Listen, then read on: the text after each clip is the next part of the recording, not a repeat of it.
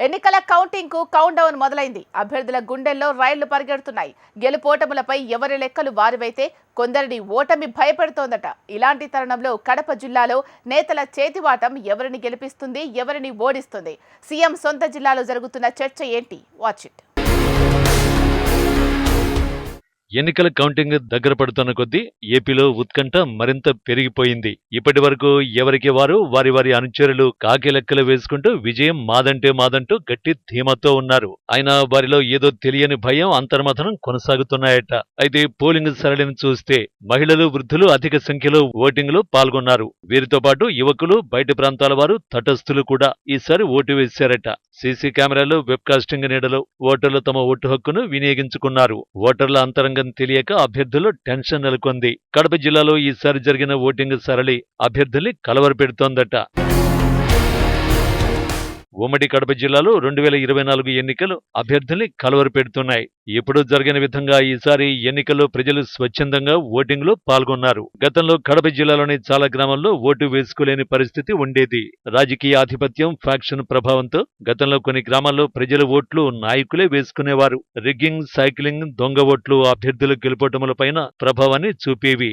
ప్రధానంగా పులివెందుల, జమ్మలమడుగు, కమలాపురం, ప్రొద్దుటూరు వంటి నియోజకవర్గాల్లోని పోలింగ్ బూతుల్లో ఏకపక్షంగా గతంలో ఓటింగ్ జరిగేదనే ప్రచారం ఉంది. కానీ ఈసారి ఎన్నికల్లో ఆ పరిస్థితి కనిపించలేదు. మారుమూల గ్రామాల్లో సైతం రాత్రి 8 గంటల వరకు ఓటింగ్ జరిగింది. దీంతో ప్రజలు ఓట్లు ఎవరికి వేశారు, వారి మనసులో ఏ పార్టీపై, ఏ నాయకుడిపై అభిమానం ఉందన్న విషయం తెలుసుకోవడం కష్టంగా మారింది.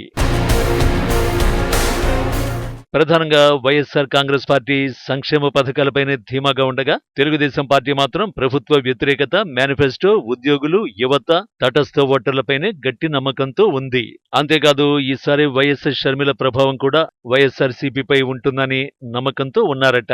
దీంతో పాటు డబ్బుల పంపిణీ సక్రమంగా జరిపించామని, ప్రత్యర్థి కంటే ఎక్కువగా డబ్బులు ఇచ్చామని ఇరు పార్టీల అభ్యర్థులు చెబుతున్న పరిస్థితి కనిపిస్తోంది. అయితే ఎవరికి వారు అభ్యర్థులంతా తమ ప్రత్యర్థులు కొన్ని ప్రాంతాల్లోనే ఓటర్లకు డబ్బులు చేరవేశారని, తాము అన్ని ప్రాంతాల్లోని అన్ని వర్గాల ఓటర్లకు డబ్బులు ఇచ్చామని చెప్పుకుంటున్నారట. అయితే క్షేత్రస్థాయిలో మాత్రం టాక్ మరోలా ఉంది. 2-3 నియోజకవర్గాల్లో ఓట్లు వేస్తారనుకున్న వారికి మాత్రమే అభ్యర్థుల తరఫు వారు డబ్బులు పంచారని, ఎవరైతే ఓటు వేయరని నిర్ధారించుకున్నారో కొన్ని వర్గాలకు డబ్బులు పంచలేదని చెబుతున్నారు. ఈ అంచనాలతో అభ్యర్థులు, వారి అనుచరులు లెక్కాచారాలు చేస్తున్నారట. దీంతో పాటు కొంతమంది ఎమ్మెల్యేలు, నాయకులు వారి వ్యవహారాలు ప్రజల్ని ఇబ్బంది పెట్టాయని, ఓట్లన్నీ తమకే అనుకూలంగా వస్తాయని అటు వైఎస్ఆర్సీపీ నాయకులు, ఇటు టీడీపీ నేతలు ఫిక్స్ అయ్యారట. ప్రభుత్వ వ్యతిరేకత, అభ్యర్థుల వ్యక్తిత్వం, వారి వ్యవహార శైలి, మేనిఫెస్టోతో పాటు బీజేపీ, జనసేన పొత్తుల ప్రామాణికంగా ఈసారి అభ్యర్థుల గెలుపు ఉంటుందని తెలుగుదేశం నేతలు భావిస్తున్నారు. ప్రజా సంక్షేమ పథకాలు, జగన్మోహన్ రెడ్డి పాలన, ఆయనపై ప్రజలకు ఉన్న అభిమానం, టీడీపీ వారి కంటే ఎక్కువ డబ్బులు ఓట్లకి పంపిణీ చేసిన అంశాలే తమను గట్టెక్కిస్తాయని వైసీపీ వర్గీయులు ధీమాగా ఉన్నారు. ఉమ్మడి కడప జిల్లాలో 10కి 10 సీట్లు సాధించిన వైసీపీ ఈసారి ఇదే పరంపర కొనసాగిస్తుందని ఆ పార్టీ నేతలు గట్టి ధీమాతో ఉంటే, టీడీపీ నేతలు ముఖ్యమంత్రి సొంత జిల్లాలోనే 3 నుంచి 4 స్థానాల్లో గెలవబోతున్నామని కార్యకర్తలకు భరోసా ఇస్తున్నారట. అయితే ఓటర్ల నాడిని స్పష్టంగా కనుగొనలేక పార్టీల నాయకులు తత్తరపాటుకు గురవుతున్నట్టు తెలుస్తోంది.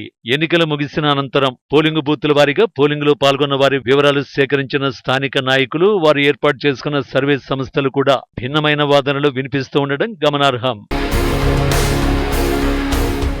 ఏది ఏమైనా కడపలో ఓటర్ మహాశీల అంతరంగం బయటపడకపోవడంతో పార్టీల అభ్యర్థులు అంతర్మథనం కొనసాగుతోంది. ఎవరు గెలుస్తారు, ఎవరు ఓడిపోతారన్నది ఉత్కంఠగా మారింది. చూద్దాం మరి జూన్ 4న ఏం జరుగుతుందో.